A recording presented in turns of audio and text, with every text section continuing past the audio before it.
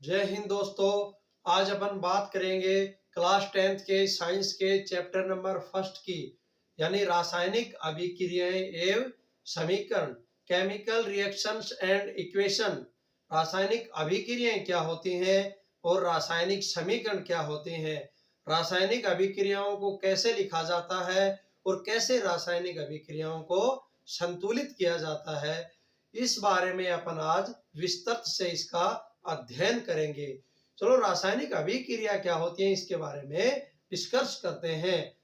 रासायनिक अभिक्रिया ऐसा परिवर्तन जिसमें नए गुण वाले पदार्थ का निर्माण हो, उसे रासायनिक अभिक्रिया कहते हैं। रासायनिक अभिक्रिया के अंदर अभिकारक से उत्पाद बनता है। अब अभिकारक क्या होता है? ऐसा पदार्थ जो किसी रासायनिक अभिक्रिया में हिस्सा ले उसे अभिकारक कहते हैं। यानी अभिकारक क्या होता है? जो किसी रासायनिक अभिक्रिया के अंदर हिस्सा ले रहा हो। और अभिकारक से जो उत्पाद बनता है, उत्पाद की परिभाषा क्या होती है? ऐसा पदार्थ जिसका निर्माण रासायनिक अभिक्रिया में होता है उसे उत्पाद कहते हैं। अब इसके कुछ बेसिक उदाहरण: भोजन का पाचन यानी फूड का डाइजेशन, अपन ने जो खाना खाया उसका पाचन हो गया, ये एक रासायनिक अभिक्रिया का उदाहरण है। श्वसन, जैसे अपन सांस लेते हैं,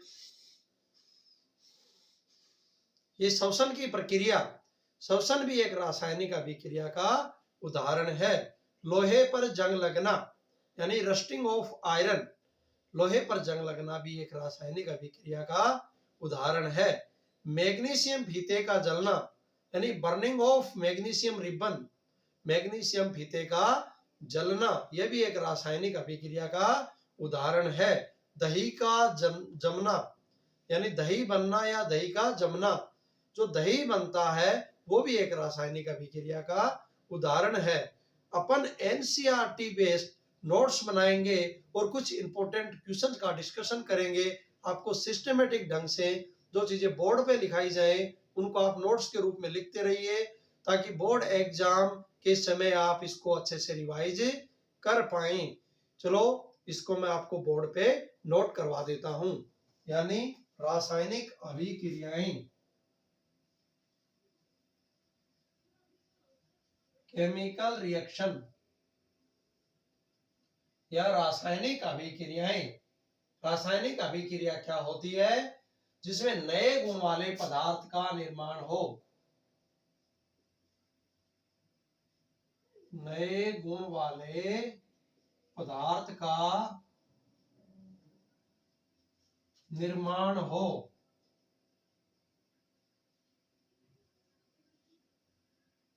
उसको केमिकल रिएक्शन या रासायनिक अभिक्रिया कहते हैं। जिसमें नए गुण वाले पदार्थ का निर्माण हो उसे रासायनिक अभिक्रिया कहते हैं। अब रासायनिक अभिक्रिया के अंदर अभिकारक और उत्पाद, इन दो चीजों के बारे में डिस्कस करेंगे कि अभिकारक क्या होता है। अभिकारक, फिर अपन इसका डिस्कशन करेंगे उत्पाद का, यानी प्रोडक्ट, प्रोडक्ट क्या होता है। जैसे अभिकारक ऐसा पदार्थ जो किसी रासायनिक अभिक्रिया में हिस्सा ले, ऐसा पदार्थ जो रासायनिक अभिक्रिया में हिस्सा ले उसको अपन अभिकारक कहते हैं। और ऐसा पदार्थ जिसका निर्माण रासायनिक अभिक्रिया में होता हो उसे उत्पाद कहते हैं। ये इसकी परिभाषाएं हो गई। यानी रासायनिक अभिक्रिया जिसमें नए गुण वाले पदार्थ का निर्माण हो उसे रासायनिक अभिक्रिया कहेंगे। और इसमें अभिकारक क्या होता है? यानी रिएक्टेंट, जिसके अंदर जो पदार्थ हिस्सा ले रहे हैं वो हिस्सा लेने वाले पदार्थों को ही अभिकारक कहेंगे। यानी प्रोडक्ट या उत्पाद जिसके अंदर पदार्थों का निर्माण होता हो उसे अपन कहेंगे उत्पाद। अब इनके कुछ उदाहरण है, उनको नोट कर लेते हैं। एग्जाम्पल, जैसे भोजन का पाचन, भोजन का पाचन यानी डाइजेशन ऑफ फूड, श्वसन, रेस्पिरेशन, लोहे पर जंग लगना, लोहे पर जंग लगना यानी रस्टिंग ऑफ आयरन, दही का जमना या दही का बनना, मेकिंग ऑफ कर्ड। ये कुछ इसके उदाहरण हो गए रासायनिक अभिक्रिया के। सारे के सारे आपको जितने भी टॉपिक्स बोर्ड में नोट कराए जाएंगे वो एनसीईआरटी बेस्ड होंगे, ताकि आपको बोर्ड एग्जाम के समय ज्यादा नोट्स पढ़ने के बजाय एनसीईआरटी बेस्ड नोट्स पढ़ने का मौका मिले, और एनसीईआरटी बेस्ड नोट्स को पढ़ करके आप बेहतर से बेहतर रिजल्ट बना पाएंगे। और जो बच्चे एक्स्ट्रा पढ़ना चाहते हैं वो एक्स्ट्रा भी पढ़ सकते हैं, लेकिन बहुत ज्यादा मैटर को लास्ट में रिवाइज किया जाना संभव नहीं हो पाता, इसलिए एनसीईआरटी जो नोट्स होते हैं वो बहुत इंपॉर्टेंस देते हैं अपने को बोर्ड एग्जाम में रिवाइज करने के लिए। तो अपन जो भी बोर्ड पे सिस्टमेटिक ढंग से नोट करेंगे उसको आप भी कॉपी में या नोटबुक के अंदर नोट करते रहिएगा। अब अपन बात करते हैं रासायनिक अभिक्रियाओं के परीक्षण। रासायनिक अभिक्रियाओं के परीक्षण क्या होते हैं, यानी जिसमें अवस्था परिवर्तित हो जाए या उसका मैटर का या उस पदार्थ का रंग बदल जाए या उसमें तापमान में परिवर्तन हो जाए या गैस का उत्सर्जन हो जाए, ये कुछ रासायनिक अभिक्रिया के परीक्षण होते हैं। जैसे रासायनिक अभिक्रिया के परीक्षण, रासायनिक अभिक्रिया के परीक्षण, रासायनिक अभिक्रिया के परीक्षण क्या होते हैं। जैसे अवस्था में परिवर्तन, अवस्था में परिवर्तन, चेंज ऑफ स्टेज, अवस्था में परिवर्तन, रंग में परिवर्तन यानी कलर चेंज, रंग में परिवर्तन, या तो स्टेज चेंज हो या फिर कलर परिवर्तन हो यानी कलर चेंज हो, या फिर टेम्परेचर या तापमान में चेंज आ जाए, तापमान में परिवर्तन, या फिर गैस का उत्सर्जन, गैस का उत्सर्जन, अवस्था में परिवर्तन हो या फिर रंग में परिवर्तन हो या फिर तापमान में परिवर्तन हो या गैस का उत्सर्जन हो, ये सब रासायनिक अभिक्रिया के परीक्षण है। रासायनिक अभिक्रिया के परीक्षण, अवस्था में परिवर्तन, रंग में परिवर्तन, ये सब रासायनिक अभिक्रिया के परीक्षण आपको नोट करवा दिए गए हैं। अब अपन बात कर लेते हैं कुछ शब्द समीकरण की, कि शब्द समीकरण और रासायनिक समीकरण में क्या अंतर है। शब्द समीकरण यानी किसी भी अभिक्रिया को शब्दों में लिख देना ही शब्द समीकरण है, या उसको उसके फॉर्मूले के रूप में या रासायनिक फॉर्मूला के रूप में लिख देना ही रासायनिक समीकरण है। जैसे शब्द समीकरण के बारे में बात करते हैं। जैसे शब्द समीकरण, शब्द समीकरण, शब्द समीकरण कौन से होते हैं। जिंक प्लस सल्फ्यूरिक अम्ल, zinc plus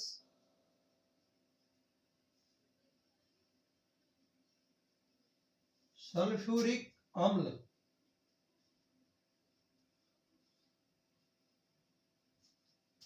zinc sulphate plus hydrogen,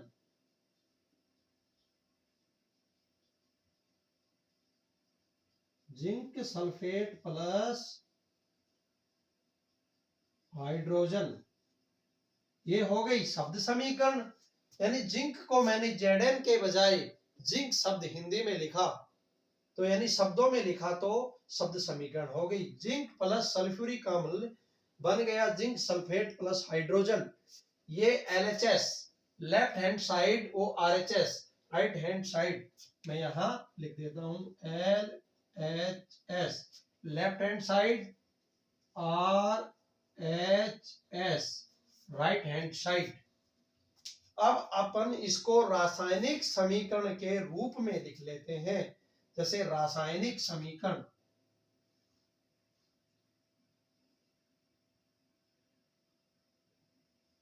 रासायनिक समीकरण। अब रासायनिक समीकरण के रूप में इसको लिखेंगे तो जिंक को लिखेंगे Zn के रूप में, सल्फ्यूरिक अम्ल को लिखेंगे H2SO4 की फॉर्म में, H2SO4। अब जो प्रोडक्ट बनेगा वो बनेगा zinc sulphate ZnSO4 plus H2 hydrogen. ये हो गई रासायनिक समीकरण, यानी केमिकल इक्वेशन क्या हुई, जिंक शब्द समीकरण को अपन ने इंडिकेट करके लिख दिया, वो हो गई रासायनिक समीकरण या chemical equation. Zinc plus H2SO4 ZnSO4 यानी जिंक सल्फेट बन गया और हाइड्रोजन बन गया। ये हो गई इसकी रासायनिक समीकरण। आप इसको नोट कर सकते हैं, आप इसका स्क्रीनशॉट ले लीजिए। रासायनिक समीकरण, रासायनिक समीकरण क्या होती है, यानी रासायनिक अभिक्रिया रासायनिक समीकरण के द्वारा निरूपित की जाती है। अब अपन रासायनिक समीकरण के बारे में बात करते हैं। इतनी देर पहले तो अपन ने पढ़ा था रासायनिक अभिक्रिया के बारे में, अब अपन बात करेंगे रासायनिक समीकरण के बारे में। रासायनिक समीकरण, रासायनिक समीकरण क्या होती है, रासायनिक अभिक्रिया और रासायनिक समीकरण के द्वारा निरूपित की जाती है। जैसे रासायनिक अभिक्रिया निरूपित की जाएगी किसके रूप में, रासायनिक समीकरण के द्वारा। रासायनिक अभिक्रिया निरूपित करेंगे रासायनिक समीकरण के द्वारा, यानी रासायनिक अभिक्रिया को रासायनिक समीकरण के द्वारा निरूपित करेंगे। रासायनिक समीकरण में तत्वों के प्रतीक या अभिकारक और उत्पाद के रासायनिक सूत्र उनकी भौतिक अवस्था के रूप में लिखे जाते हैं। जैसे रासायनिक समीकरण के अंदर अपन क्या करते हैं, जितने भी तत्व हैं उन तत्वों के प्रतीक, उसका अभिकारक या उत्पाद, उसका रासायनिक सूत्र भौतिक अवस्था के साथ में लिखेंगे।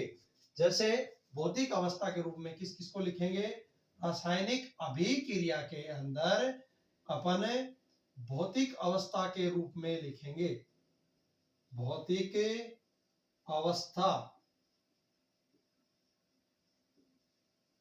के रूप में लिखेंगे। भौतिक अवस्था के रूप में या भौतिक अवस्था के साथ में किसको लिखते हैं अपन के रूप में या भौतिक अवस्था के साथ लिखेंगे कि वो द्रव है, सॉलिड है या फिर गैस है। यानी वो जो तत्व हैं, तत्व के प्रतीक को, तत्व के प्रतीक,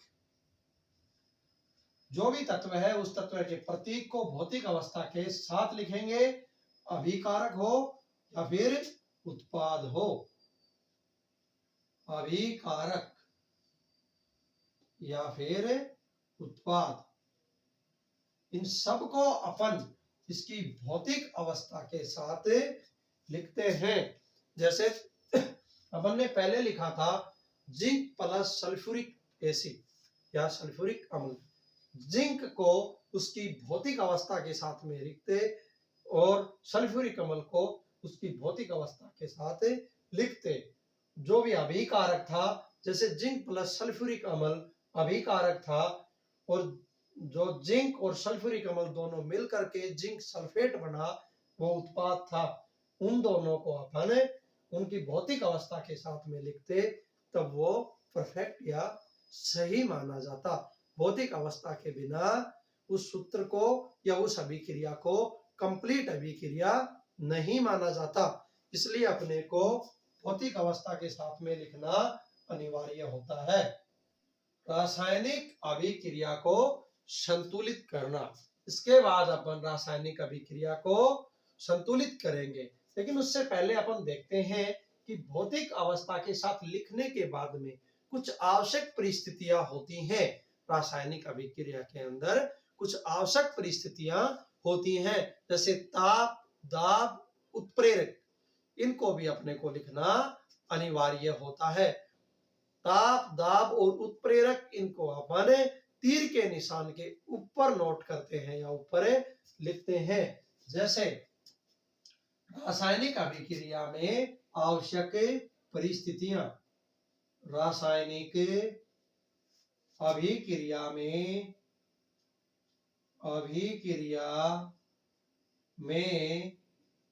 आवश्यक परिस्थितियां,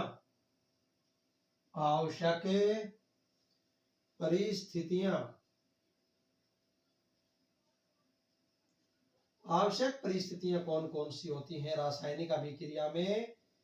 पहली आवश्यक परिस्थिति होती है ताप, यानी उत्प्रेरक या कैटलिस्ट के रूप में काम करते हैं, जैसे ताप, दाब और उत्प्रेरक। उत्प्रेरक यानी कैटलिस्ट, टेम्परेचर, प्रेशर और कैटलिस्ट उत्प्रेरक, जो अभिक्रिया को तीव्र या मंद करने का काम करते हैं। उत्प्रेरक का क्या काम होता है?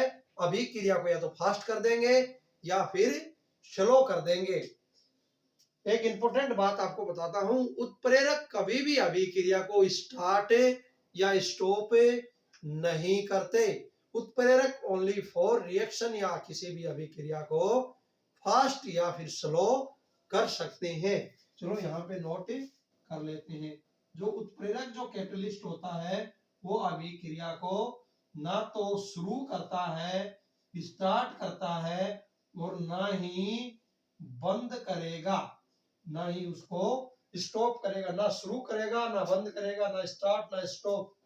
ओनली फॉर, या तो उसको तेज करेगा यानी फास्ट करेगा, या फिर वो उसको मंद करेगा यानी स्लो करेगा। उत्प्रेरक अभिक्रिया को तेज या मंद यानी फास्ट या फिर स्लो करने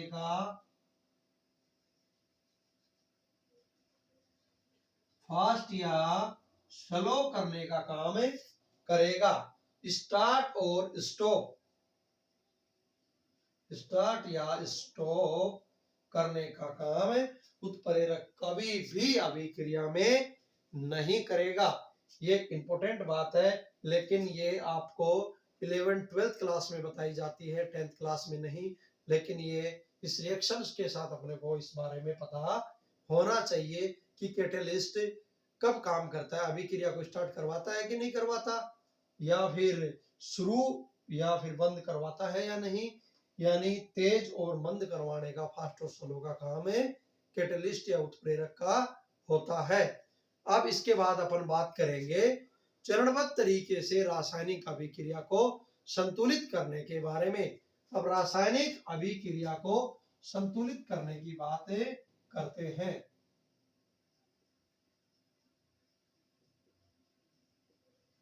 रासायनिक अभिक्रिया को संतुलित करना,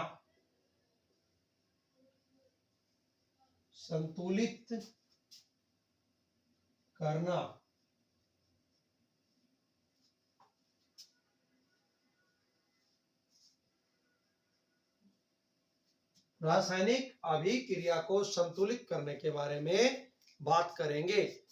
कोई भी रासायनिक अभिक्रिया हो, उसमें द्रव्यमान संरक्षण का नियम लागू होता है। और ये द्रव्यमान संरक्षण का नियम क्या होता है? जिसमें ना तो द्रव्यमान का निर्माण होता है और ना ही द्रव्यमान का विनाश होता है, उसे द्रव्यमान संरक्षण का नियम कहते हैं। द्रव्यमान संरक्षण का नियम क्या है कि किसी भी रासायनिक अभिक्रिया में द्रव्यमान का ना तो निर्माण होता है और ना ही विनाश होता है, वो ही द्रव्यमान संरक्षण का नियम है, यानी द्रव्यमान का संरक्षण करना। सपोज दैट किसी भी अभिक्रिया में अभिकारक 5 मोल है, ठीक, तो उत्पाद यानी प्रोडक्ट भी कितना मिलेगा? 5 मोल ही अपने को प्रोडक्ट मिलेगा। ऐसा नहीं हो सकता कि 5 मोल अपने को रिएक्टेंट था या अभिकारक था तो 4 मोल अपने को रिएक्टेंट यानी प्रोडक्ट, रिएक्टेंट से प्रोडक्ट 4 मोल मिला, 1 मोल गायब हो गया। ऐसा कभी नहीं होता। जितना इस तरफ वेट है उतना ही वेट इस तरफ रहेगा, यानी ना तो द्रव्यमान का निर्माण होगा ना ही द्रव्यमान का विनाश होगा। रासायनिक अभिक्रिया को संतुलित करने से पहले अपन किसके बारे में बात करते हैं? द्रव्यमान संरक्षण के नियम की। द्रव्यमान संरक्षण का नियम।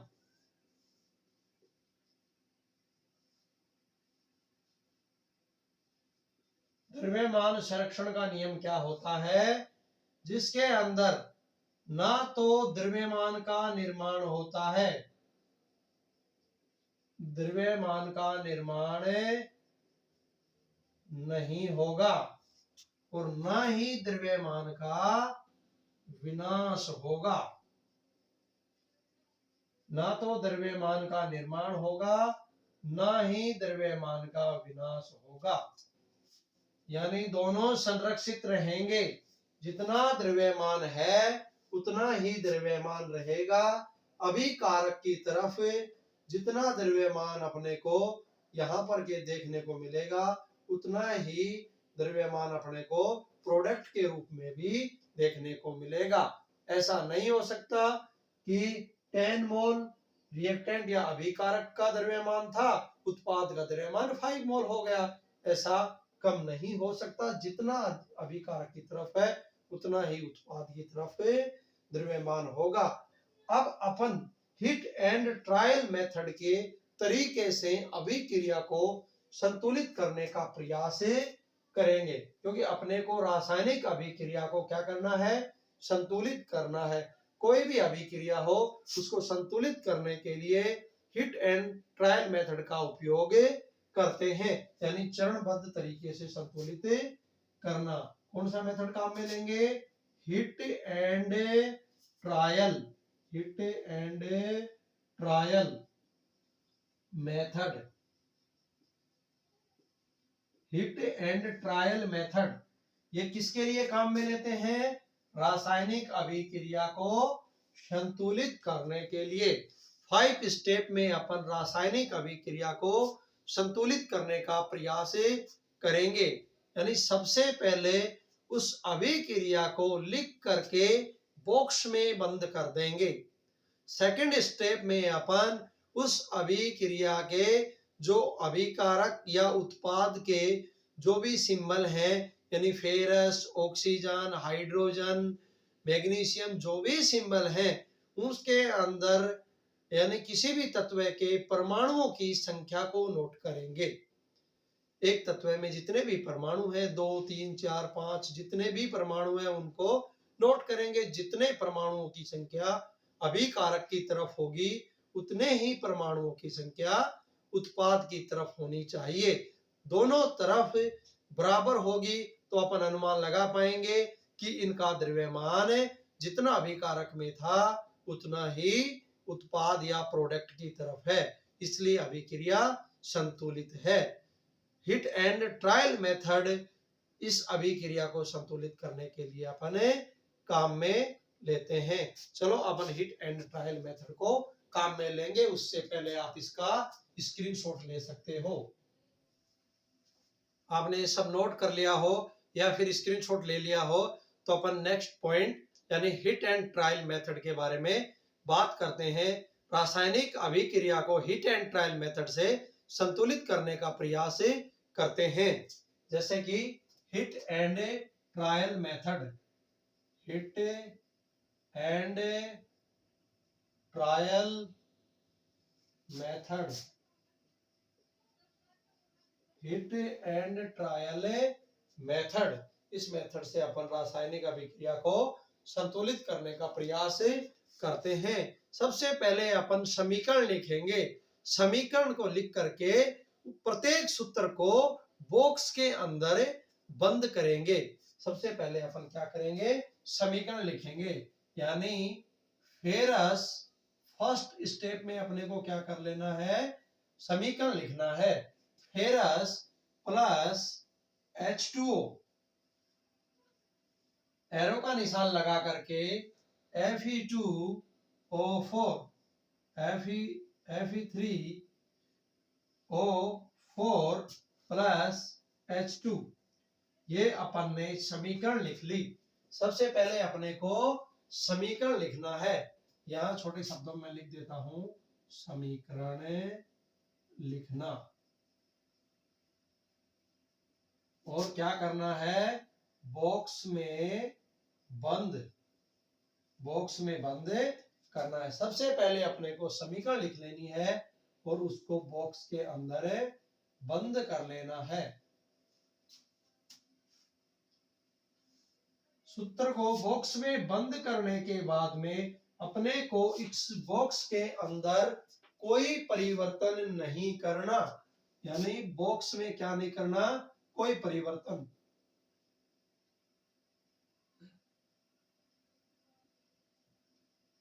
बॉक्स के बाहर अपने को परिवर्तन करना है। यानी सेकंड स्टेप में अपने को क्या कर लेना है, इस अभिक्रिया में देखना है कि कौन से सूत्र में सबसे ज्यादा परमाणुओं की संख्या है। यानी कौन से तत्व में सबसे ज्यादा परमाणुओं की संख्या है। यानी Fe3O4 फेरस ऑक्साइड में सबसे ज्यादा परमाणुओं की संख्या ऑक्सीजन की है। यानी ऑक्सीजन के परमाणुओं की संख्या कितनी है, 4। अब अपने को सबसे ज्यादा परमाणुओं की संख्या को ही सबसे पहले बैलेंस करना है। यानी इसके अंदर परमाणुओं की संख्या कितनी है, 4। ऑक्सीजन के अंदर यहाँ पे कितनी है, 1। अब अपने को इस ऑक्सीजन को क्या कर लेना है, 4। तो फिर से रिएक्शन लिख लेते हैं।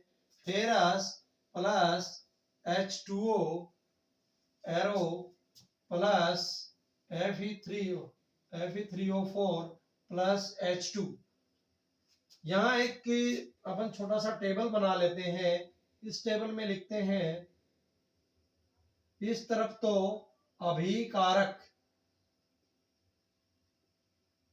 इस तरफ लिखते हैं उत्पाद, और इस तरफ लिख लेते हैं इन तत्वों का नाम। यानी सबसे पहले है फेरस, फेरस के बाद में ऑक्सीजन, फिर हाइड्रोजन, तीनों का नाम लिख लेते हैं। अब इसमें अभिकारक में पहले फेरस की संख्या कितनी है, 1 यानी 1। और उत्पाद के अंदर फेरस कितने हैं, 3। ऑक्सीजन के अंदर पहले ऑक्सीजन कितना है, अभिकारक की तरफ 1। उत्पाद की तरफ ऑक्सीजन कितना है, 4। हाइड्रोजन अभिकारक की तरफ है 2, और इस तरफ भी उत्पाद की तरफ भी कितना है, 2। तो सबसे ज्यादा परमाणुओं की संख्या अपने को देखनी है। यानी सबसे ज्यादा परमाणुओं की संख्या कितनी है, ऑक्सीजन में, उत्पाद की तरफ 4। तो ऑक्सीजन की तरफ भी अपने को कितना है, 4 करना है। कितने से मल्टीप्लाई करूं कि ऑक्सीजन 4 हो जाए, मुझे इसको यहाँ पे मल्टीप्लाई कर लेना है 4 से, तब जाकर के 4 होगा। यानी ऑक्सीजन तो बैलेंस हो गया। फर्स्ट सेकंड स्टेप में अपने को क्या करना था, इसको बैलेंस करना था। थर्ड स्टेप में अपने को क्या कर लेना है, इसके बाद में सबसे ज्यादा जो भी परमाणु दिखे उसको बैलेंस करना है। इसके बाद में सबसे ज्यादा परमाणुओं की संख्या अपने को 3 दिखाई दी, किसमें, उत्पाद की तरफ फेरस की, इसको बैलेंस करना है। यहाँ पे कितने से मल्टीप्लाई करूं कि ये उत्पाद के बराबर हो जाए या प्रोडक्ट के इक्वल हो जाए, इसको भी मैं 3 से मल्टीप्लाई करता हूं। 1 into 3 is equal to 3, यानी ये भी दोनों बैलेंस हो गए, हाइड्रोजन भी बैलेंस हो गए। लेकिन यहां इस नंबर को रख करके देखता हूं कि क्या ये अभिक्रिया या ये रिएक्शन बैलेंस हो गई। मैं सबसे पहले मैंने देखा ऑक्सीजन की तरफ 4 लिखना था, तो मैंने यहां पे रख दिया 4। 4 रखने पे ऑक्सीजन तो हो गया 4, उस तरफ भी ऑक्सीजन कितना हो गया 4, लेकिन हाइड्रोजन की संख्या कितनी हो गई 4 into 2। इन दोनों को आपस में मल्टीप्लाई करना है, 4 into 2। हाइड्रोजन अभिकारक की तरफ कितना हो गया 8, 2 तो क्रॉस हो गया और इसकी जगह हो गया 8। हाइड्रोजन का नंबर कितना हो गया 8। अभी तक सिर्फ ऑक्सीजन बैलेंस हुआ है। अब बात कर लेते हैं फेरस की। फेरस की तरफ इस तरफ कितना लिखा था 3, तो यहां फेरस 3 है, यहां अकेला फेरस है, इसको भी मैं 3 से मल्टीप्लाई करता हूं तो ये इक्वल हो जाएगा। फेरस कितना हो गया 3, यहां भी फेरस 3, ऑक्सीजन 4, यहां भी ऑक्सीजन 4, यानी ये भी ऑक्सीजन भी बैलेंस है, फेरस भी बैलेंस है, दोनों बैलेंस हो चुके। अब बचा हाइड्रोजन। हाइड्रोजन यहां 4 into 2 is equal to 8। यहां मुझे ऐड करने के लिए कितने से मल्टीप्लाई करूं कि ये भी इसके इक्वल 8 हो जाए, यानी यहां पे 8 है तो 2 को मल्टीप्लाई अगर मैं करूं 4 से तो ये 8 हो सकता है, यानी कितने से मल्टीप्लाई करना है 4 से, तो यानी यहां कितना लिखना पड़ेगा 4, यहां मैं लिख देता हूं 4। 4 लिखने के बाद 4 into 2, ये अपने को यहाँ पे बैलेंस हो गई रिएक्शन, यानी 4 into 2 कितने हो गए 8।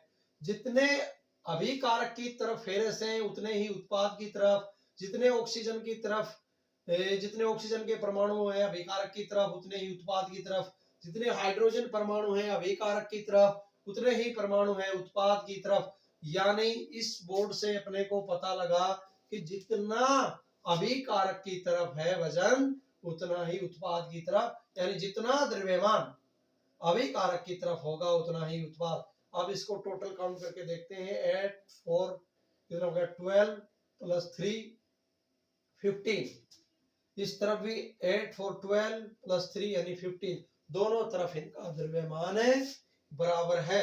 और ये जो लोहे पर जंग लगने की अभिक्रिया है, मैंने आपको फर्स्ट पार्ट में बताया था कि रासायनिक अभिक्रियाओं के कुछ उदाहरण, यानी लोहे पर जंग लगना, रस्टिंग ऑफ आयरन, वो उदाहरण ये रहा।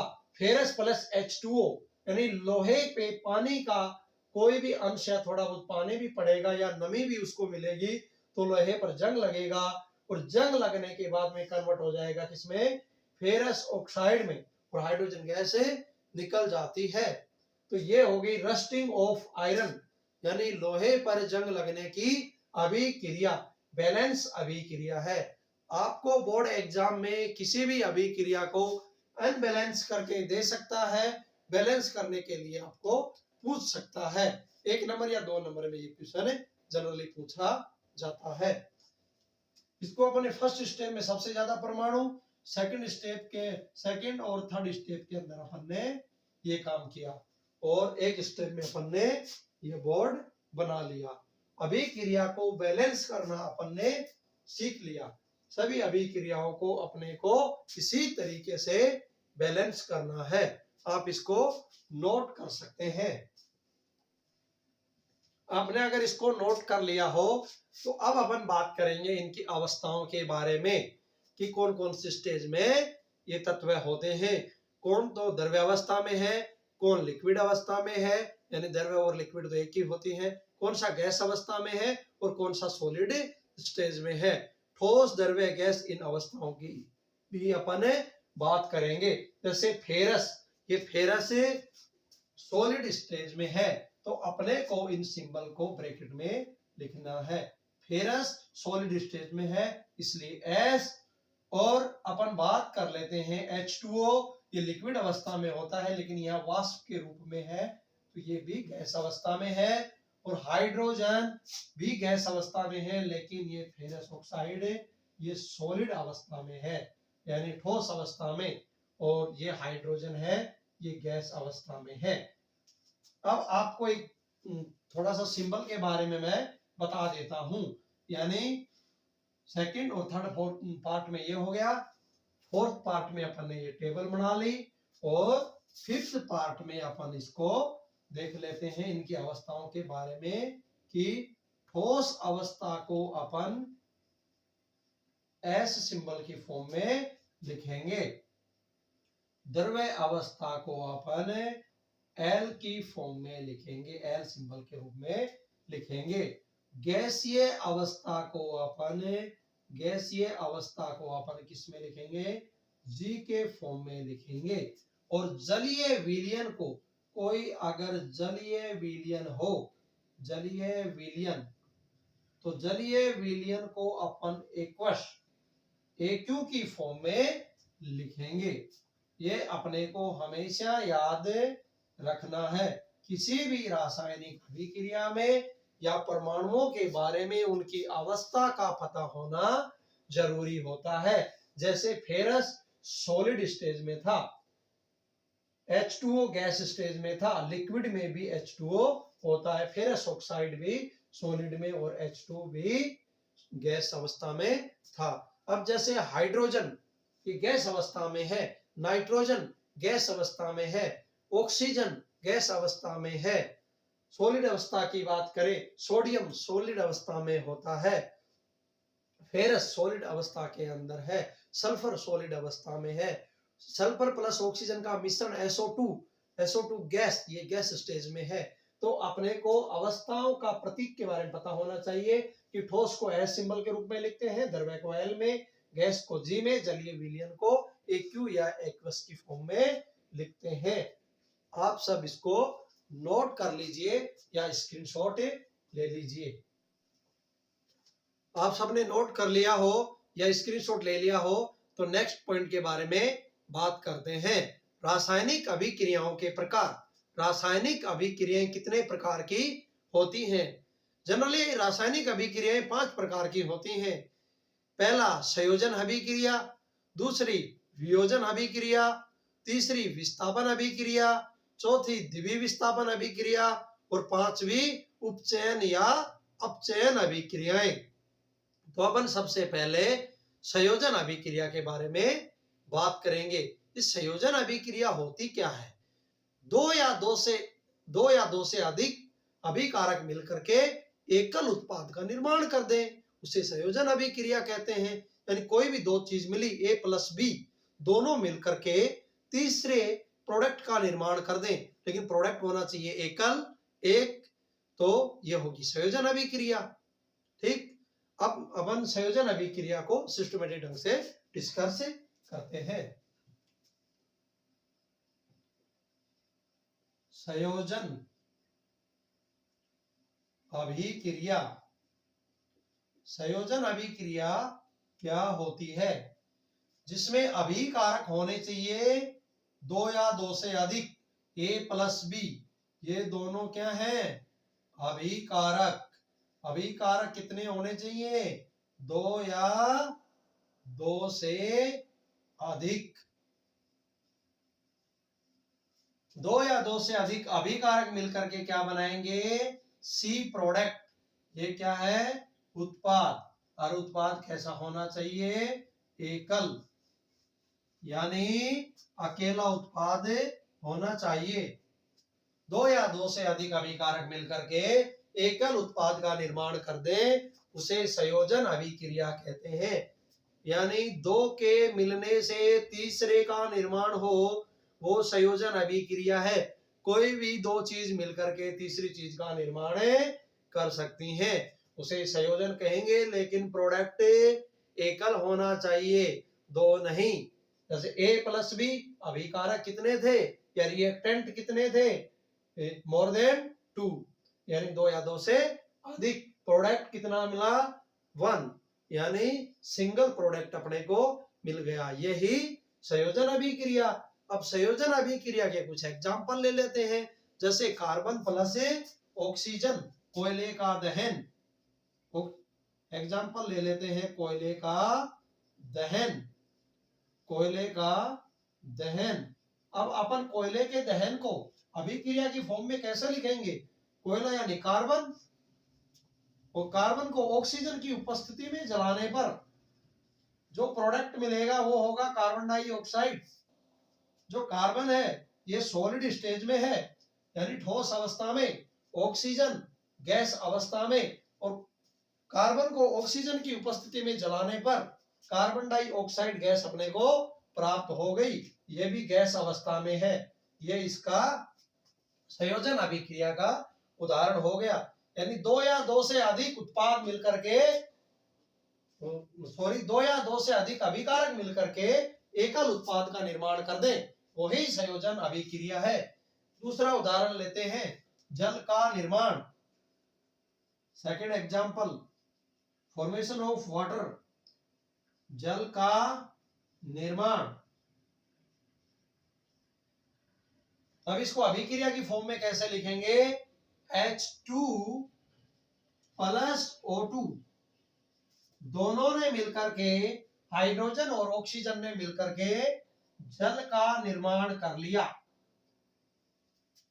हाइड्रोजन प्लस ऑक्सीजन ने मिलकर के जल का निर्माण कर लिया, लेकिन अभी तक ये अभिक्रिया संतुलित नहीं है, यानी पूर्ण अभिक्रिया नहीं है। मैंने आपको थोड़ी देर पहले बताया था कि अभिक्रियाओं को संतुलित कैसे करना है, यानी balance, hit and trial method से। या मैंने द्रव्यमान संरक्षण का नियम भी बताया था कि वही अभिक्रिया संतुलित या पूर्ण अभिक्रिया मानी जाएगी जिसमें दोनों तरफ द्रव्यमान बराबर हो। जितना द्रव्यमान अभिकारक का उतना ही द्रव्यमान उत्पाद का होना चाहिए।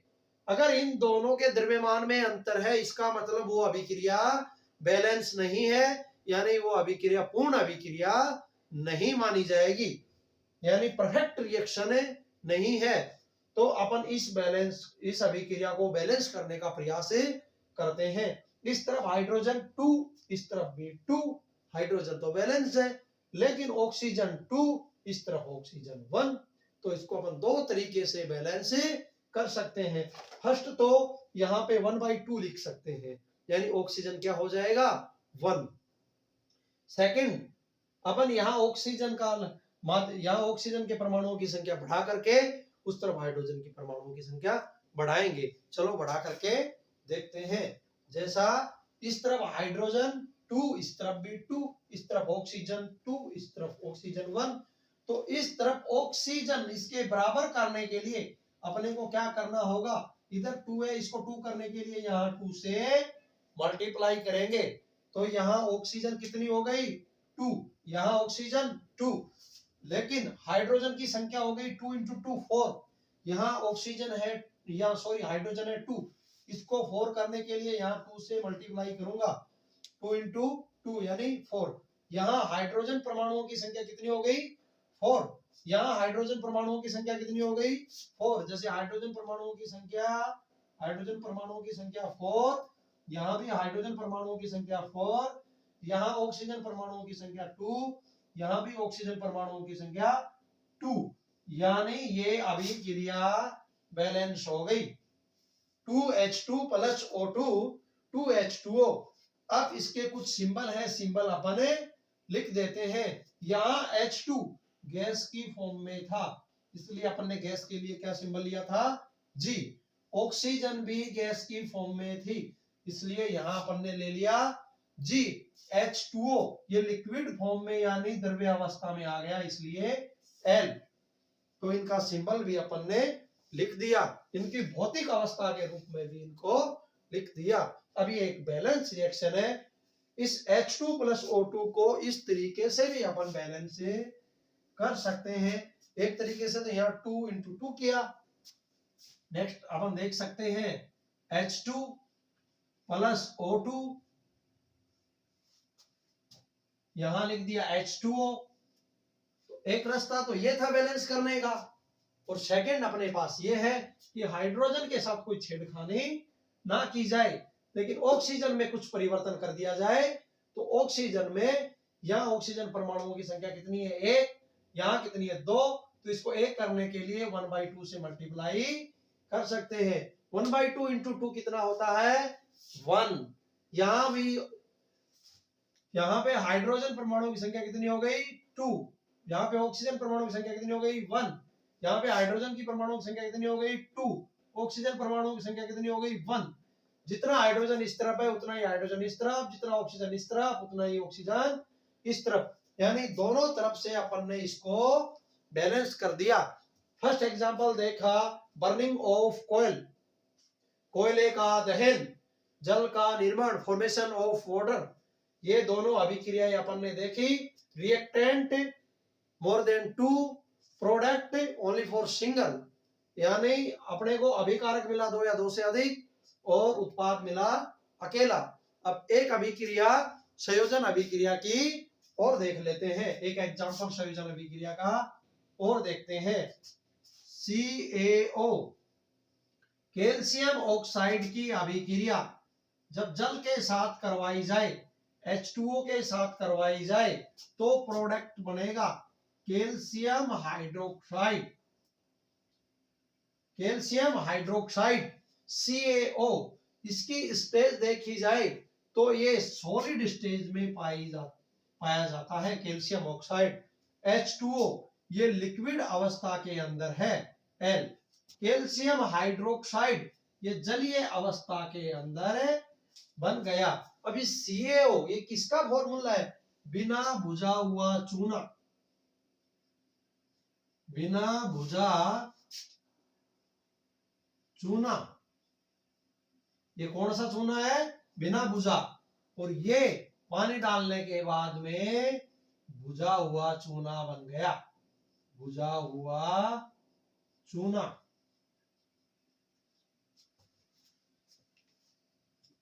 अपन ने देखा होगा कि मकानों के दीवारों पे जो पुताई की जाती है उस पुताई में बिना बुझा चूना लेकर के आते हैं। बिना बुझा चूना कैल्शियम ऑक्साइड के पत्थर से जो डले देखे होंगे आपने, वो अपन लेकर के आते हैं और घर पे ला करके उसके अंदर थोड़ा पानी मिलाते हैं और एक घोल बना करके फिर जो कैल्शियम हाइड्रोक्साइड बन जाता है उस कैल्शियम हाइड्रोक्साइड को अपन दीवारों पर पुताई करने का काम करते हैं, जो व्हाइट कलर का होता है।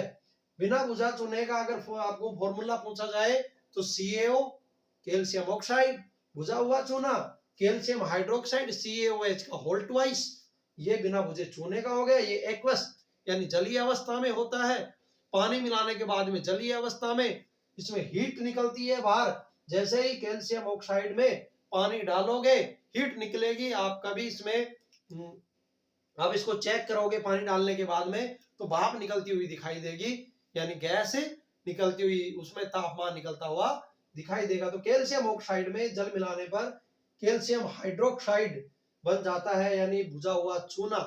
अब आपको एक फॉर्मूला और बता देता हूं, CaCO3 कैल्शियम कार्बोनेट संगमरमर, संगमरमर का फॉर्मूला होता है CaCO3, यानी कुछ समय बाद में कैल्शियम हाइड्रोक्साइड दीवारों पर पुताई करने के बाद में कार्बन डाइऑक्साइड के साथ में अभिक्रिया करता है और कार्बन डाइऑक्साइड के साथ अभिक्रिया करने के बाद कैल्शियम कार्बोनेट CaCO3 बना लेता है।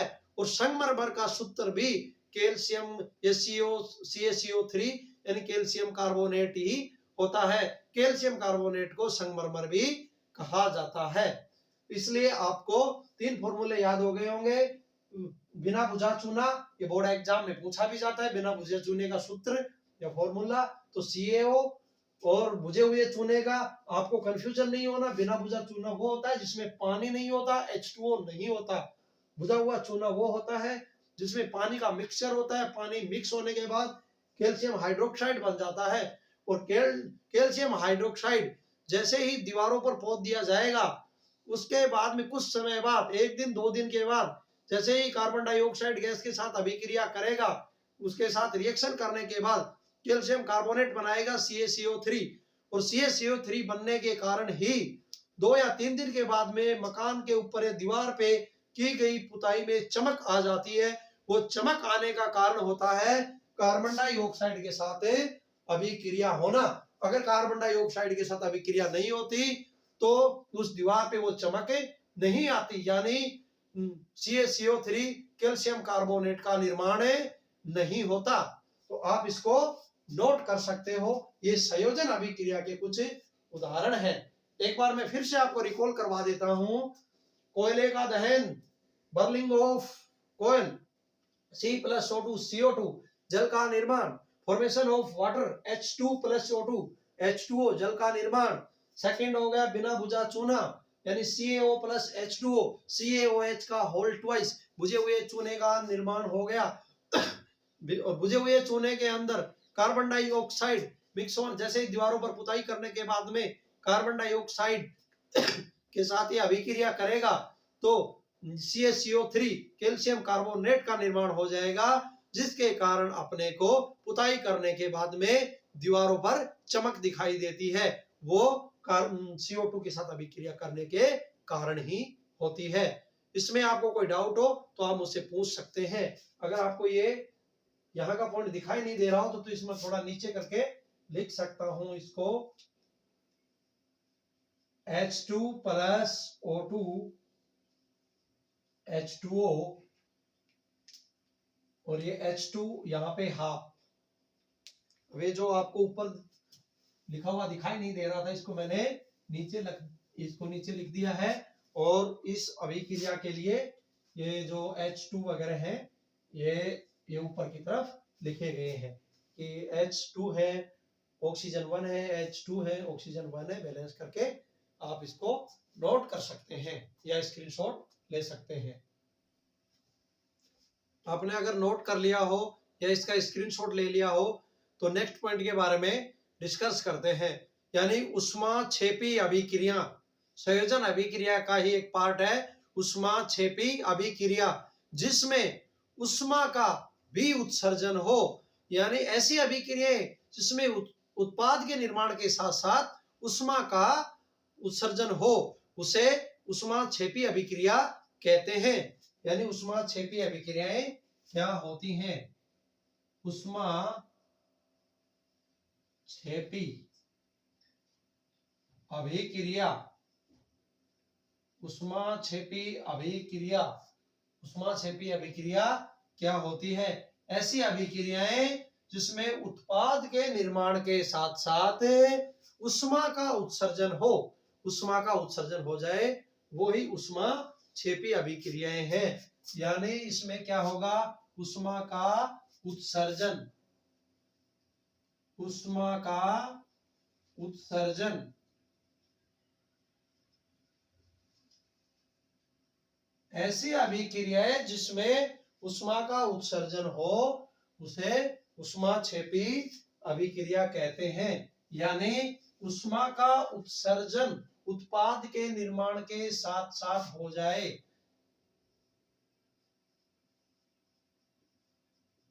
ऊष्मा उत्सर्जन। ऊष्मा का उत्सर्जन हो किसके साथ में? उत्पाद के साथ, उत्पाद के साथ, उसे ऊष्माक्षेपी अभिक्रिया कहते हैं। ऐसी अभिक्रिया, कुछ संयोजन अभिक्रिया ऐसी होती हैं जिसमें उत्पाद के निर्माण के साथ साथ ऊष्मा का उत्सर्जन होने लग जाता है, उसे ऊष्माक्षेपी अभिक्रियाएं कहते हैं। ऊष्माक्षेपी अभिक्रियाओं के कुछ उदाहरण, जैसे अपन इसका एग्जांपल देखते हैं। प्राकृतिक गैस का दहन, प्राकृतिक गैस का दहन, बर्निंग ऑफ नेचुरल गैसेज, यानी प्राकृतिक गैस का दहन। प्राकृतिक गैस कौन सी होती है? प्राकृतिक गैस होती है CH4, मेथेन। इसका दहन, मेथेन गैस को जलाने पर ऊष्मा का उत्सर्जन होता है, इसको अभिक्रिया के रूप में देखते हैं। जैसे CH4 प्लस O2, ऑक्सीजन की उपस्थिति में मेथेन गैस जलेगी और प्रोडक्ट बनेगा CO2 प्लस H2O, प्रोडक्ट बनेगा CO2 प्लस H2O। ये प्राकृतिक गैस है। CH4 कौन सी है? प्राकृतिक गैस। ये गैस अवस्था में ही पाई जाती है। ऑक्सीजन भी गैस अवस्था में, कार्बन डाइऑक्साइड भी गैस स्टेज में, और H2O भी गैस अवस्था में यानी भाप के रूप में बाहर निकलेगा, प्लस में ऊष्मा का उत्सर्जन होगा। प्राकृतिक गैस का दहन होने से यानी CH4 का O2 की उपस्थिति में जलाने पर कार्बन डाइऑक्साइड गैस बनती है, प्लस में H2O वाष्प के रूप में बाहर निकल जाता है। इसी के साथ ऊष्मा भी बाहर निकलती है। ऊष्मा बाहर निकलती है, इसीलिए ऊष्माक्षेपी अभिक्रिया कहते हैं। यानी उत्पाद बना CO2 प्लस H2O, उत्पाद के साथ साथ ऊष्मा का बाहर निकल जाना ही ऊष्माक्षेपी अभिक्रिया का पता चलता है कि इसमें ऊष्मा का उत्सर्जन हुआ है। इसका मतलब ये ऊष्माक्षेपी है, उत्पाद के साथ साथ ऊष्मा बाहर निकली है। एक नेक्स्ट एग्जांपल और देखते हैं। श्वसन एक ऊष्माक्षेपी अभिक्रिया है। अब अपन श्वसन की बात कर रहे थे चैप्टर के स्टार्टिंग में, तो श्वसन भी एक क्या है? श्वसन एक रासायनिक अभिक्रिया है, यह अपन ने पढ़ा था। लेकिन श्वसन एक ऊष्माक्षेपी अभिक्रिया है। श्वसन क्या है? ऊष्माक्षेपी। श्वसन एक ऊष्माक्षेपी अभिक्रिया है। श्वसन क्या है? ऊष्माक्षेपी अभिक्रिया है। अब श्वसन एक ऊष्माक्षेपी अभिक्रिया, इसका अपन एक रासायनिक अभिक्रिया के रूप में लिखते हैं, यानी glucose C6H12O6 glucose aqueous form में जलीय अवस्था में है, प्लस ऑक्सीजन के साथ अभिक्रिया करवाने पर अपने को इसका प्रोडक्ट मिलेगा carbon dioxide plus H2O plus ऊष्मा, यानी ऊष्मा बाहर निकलेगी। ये अभिक्रिया अभी बैलेंस नहीं है, अनबैलेंस रिएक्शन है। यानी ग्लूकोज ऑक्सीजन के साथ अभिक्रिया करने पर कार्बन डाइऑक्साइड H2O और ऊष्मा बाहर निकाल देता है। जैसे अपन श्वसन सांस लेते हैं, जैसे ही अपन श्वसन की प्रक्रिया स्टार्ट करते हैं तो मुंह से कार्बन डाइऑक्साइड गैस बाहर निकलती है। लेते तो हैं ऑक्सीजन, ऑक्सीजन के साथ जैसे ही शरीर में ग्लूकोज की अभिक्रिया होती है तो जैसे ही अपन गैस बाहर निकालेंगे, ऑक्सीजन तो अंदर लेंगे और कार्बन डाइऑक्साइड बाहर निकालेंगे। कार्बन डाइऑक्साइड के साथ में H2O भी वाष्प के रूप में बाहर आता है, और जैसे ही अपन भाप देते हैं तो अपने को पता लगता है कि एक ऊष्मा बाहर निकली है। इसको आप अच्छे से सर्दियों के मौसम में फील कर सकते हैं। जैसे ही आप सांस बाहर छोड़ेंगे तो गैस के साथ में आपको भाप निकलती दिखाई देगी। जैसे आपको एक लहरदार ऐसा लगेगा कि कोई भाप बाहर निकल रही है, क्योंकि ठंडी के दिनों में या सर्दियों में श्वसन की प्रक्रिया को या इस ऊष्माक्षेपी प्रोसेस को अनुभव किया जा सकता है प्रैक्टिकली अच्छे से। अब अपन इस अभिक्रिया को बैलेंस करते हैं। ग्लूकोज का फॉर्मूला होता है C6H12O6, इसको बैलेंस करते हैं। इस तरफ कार्बन का नंबर कितना है? 6, इस तरफ कार्बन का नंबर कितना है? 1। तो कार्बन को सबसे पहले बैलेंस कर लेते हैं। इसको 6 करने के लिए यहां पे लिखेंगे 6,